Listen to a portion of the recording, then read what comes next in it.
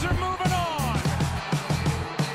Aaron Rodgers has done it. Grassy Posse Packer Nation, welcome to another episode of Packcast, the podcast where you don't have to be a Packers fan, but it sure does help. I'm your host, Tom Grassi, and today we are going to be breaking down what, in my opinion, are the top 5 cornerback prospects in the 2018 NFL Draft.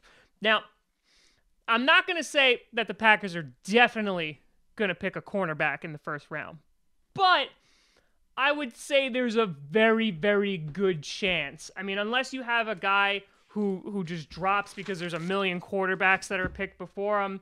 Like if you get a guy like Minkah Fitzpatrick that's going to drop, you can have Derwin James drop. I could see those guys getting picked, even Harold Landry around this point. But that being said, since the majority of you in the comment section over the past month or two has been specifically asking for a cornerback video, I thought I would take a look at the top 5 prospects of who could potentially be picked in the first round for the Green Bay Packers. Because obviously, we needed cornerback. The video that I did about a month ago, breaking down the top 8 needs for the Packers, cornerback was number 1, and that was before we got rid of Randall.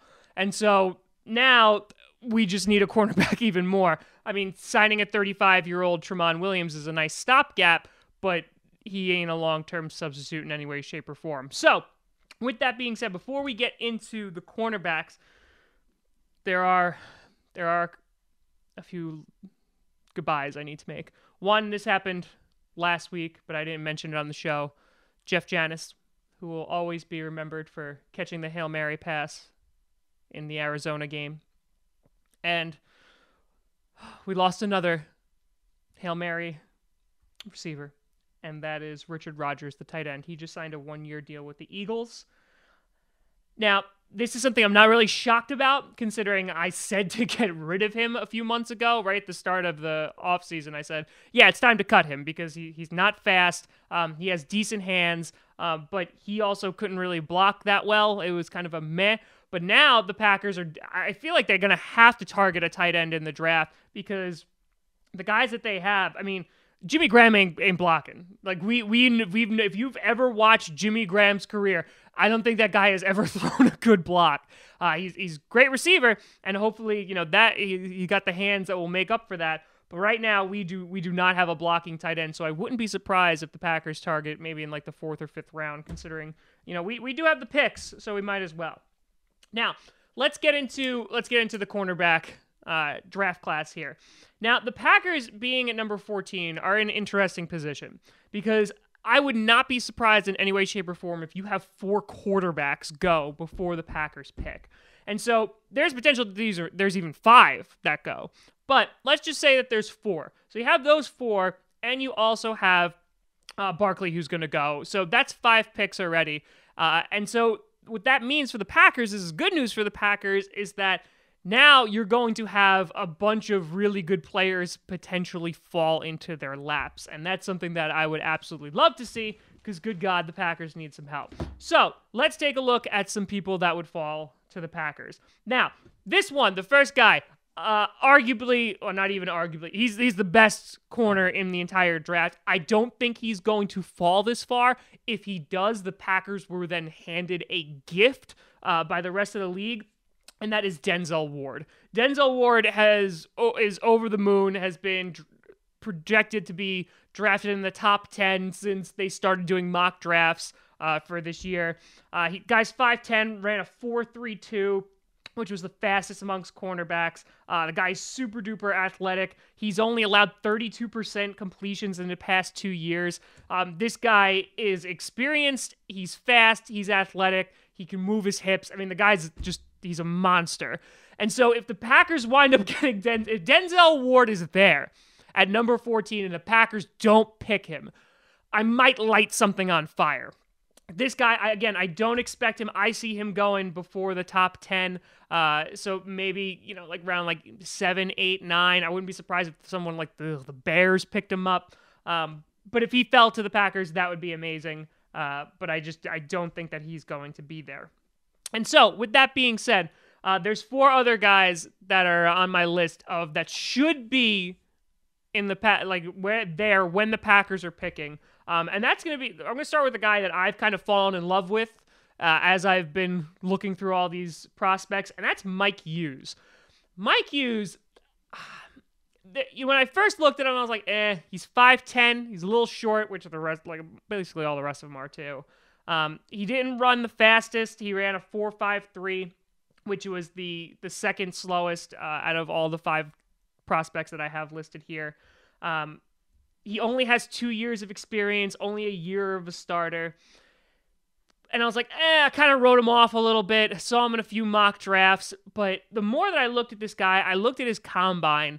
The guy, he's a very raw talent. And he might wind up being an incredible cornerback. He's a great return man. But the thing that sticks out for him the most, at least for me, is that he's aggressive. He's not afraid to kind of challenge the receiver. He's not afraid to make tackles. He's a good tackler. And so I actually would be quite okay if Mike Hughes fell into the Packers' lap. He should be there at number 14. But if you can, take a look at his combine, and I was pretty impressed by the kid. Again, not the fastest, which I know speed is a little bit of an issue on the Packers all around. But if we can have a guy that could be developed, like sitting behind a Tramon Williams, I think Mike Hughes could definitely be that guy. The third cornerback that I have listed here, and I think he's a little bit of a reach for the Packers, I think he could potentially fall into the second round, but it depends on the needs of teams, is Jair Alexander. He's a 5'10" guy, but he ran he ran second behind Denzel Ward. He ran a 4.38 out of the guys I've listed. He's, again, the issues with him, why I think he's a little bit of a reach, he's a decent player. He had some injuries that kept him out. He's not overly aggressive, which is why, again, I think that he might be around in the second round for the Packers to pick him up if they wanted to do so.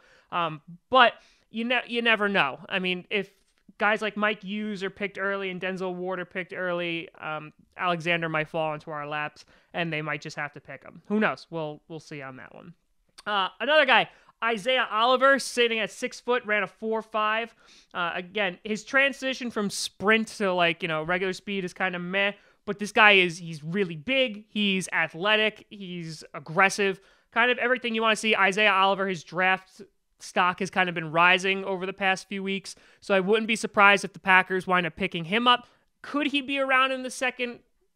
I mean, maybe. But I think that this guy is definitely going to be gone by the first 32 picks. But I wouldn't mind seeing Isaiah Oliver on the Packers either. Now, the final guy that we're going to talk about, and this guy has been talked about going to the Packers like early on, then his draft stock kind of slipped a little bit, and that's Josh Jackson. He's sitting at 6 foot, ran a 4.56, so he is the slowest out of the 5 prospects that I have here. He was originally a wide receiver in high school, and this guy was kind of being heralded as like this amazing cornerback who's just going to fall to the Packers right behind Denzel Ward. And I mean, running a 4.56 didn't help him that much, but he did look pretty darn good in the combine. Just to take a look at like some of the pros and cons of him. He had 27 defended passes last year with 8 interceptions. That's phenomenal. The problem is he is like a one-year wonder, meaning that he only has 14 starts. The guy has complete lack of experience. And so while you look at 27 defended passes and 8 picks in one season, you're like, oh my God, like that's amazing. I mean, the guy has only played 14 games. So is Jackson worth a first-round pick in the top 15 for a guy that's only played 14 games? I don't know. Like, I'm kind of hesitant. I'm actually kind of weary about taking him. I mean, at least with a guy like Mike Hughes, he has 2 years of experience. Yeah, he only has 1 year as a starter, but I don't know. I feel like I'm more on the Hughes boat than I am the Jackson boat. Yeah, he worries me a lot. I mean, the fact that he's not that fast. He has one really, really good year, but I'm afraid to use, like, if the Packers are picking, like 25 to 30, yes, pick him up 100%, take a risk. But with the amount of talent that's going to be there at 14, I just don't know if you could use that pick on Josh Jackson. But let me know what you think. Do you completely disagree with me? I would love Denzel Ward to follow me, but I would not be surprised if the Packers picked Mike Hughes, I'd also be very happy about that. And I mean, like, Josh Jackson, we need somebody back there. At this point, listen, I'm 27, I'm 5'11", so I'm taller than like 3/4 of these guys, right? I don't know what my 40-yard dash is, but like, I mean, I could run like pretty fast, like to turn off the oven, like when the timer goes off. I haven't timed it specifically, but I mean, I have to say it's probably like a good, like 6'7". So that being said, maybe, Mark, you can give me a call. Brian, you can give me a call, and we'll work something out. I mean, like, at least I'll look good doing it, and I'll be in the back. I'll do live podcasts from the backfield, because at this point, really, the backfield can't get any worse, right? So even if I have a desk and I'm doing a podcast in the middle of a game, I mean, maybe like the table will block somebody better, because, other offenses just run all over us. So maybe I'm just saying it's just a possibility. But let me know what you think. Would you be happy with any of these 5 guys? Do you even want a cornerback in the first round? Do you think that it's worth it? Let me know what you think. We'll look at some other prospects as the weeks go on, because we're getting closer. It feels like this is the longest wait for the draft, but eventually we'll get there and it'll be worth it. You could always find me at TomGrossiComedy.com, TomGrossi Comedy, or Tom Grossi Comedy on the Twitter. We're on Instagram. We're also on the Facebook. You could check out Packcast, which is the podcast, Packast. We're on SoundCloud, YouTube, iTunes, and Google Play Music, so check that out. Also, if you did not do it from this earlier this week, I have a bracket going in which you could vote for the greatest Packer of all time. Over 300 of you have already voted, which is awesome. So you could if you haven't voted, you could get that in now. The link is in the description. So check that out. I'll be revealing that next week, and who moves on into the second round. I've already looked at some of the results of how they are right now, and there are some really, really close matchups and a couple surprises in there. But I'm looking forward to revealing that with you. So thank you so much for watching. Oh, also like the Patreon too. Yeah, Tom Grossi Comedy, if you want to like support this large man-child. Do that too. I'm Tom Grossi. Thank you so much for watching. And as always, go Pack Go.